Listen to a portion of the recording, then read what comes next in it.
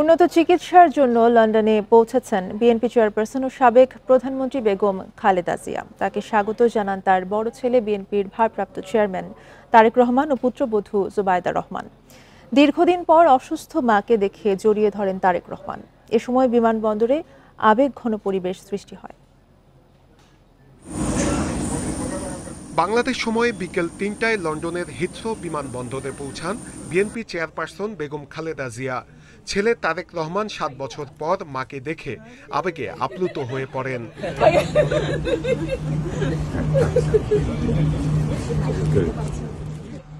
এ সময় ছেলেকে অনেকক্ষণ বুকে জড়িয়ে ধরে থাকেন মা।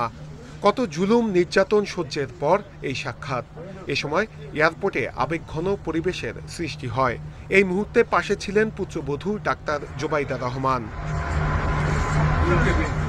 যুক্তরাজ্যে বাংলাদেশের ভারপ্রাপ্ত হাইকমিশনার হযরত আলী খান বিমানবন্দরে খালেদা জিয়াকে ফুল দিয়ে স্বাগত জানান। বিমানবন্দরের বাইরে স্লোগান দিতে থাকেন যুক্তরাজ্য বিএনপির নেতাকর্মীরা।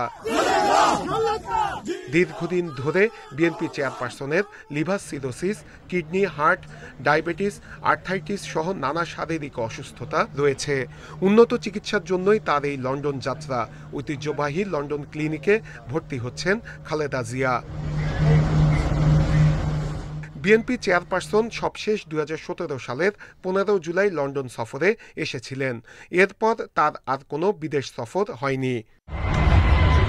মঙ্গলবার রাতে বেগম খালেদা জিয়াকে হযরত শাহজালাল বিমানবন্দরে বিদায় জানান দলের মহাসচিব সহ শীর্ষ নেতৃবৃন্দ।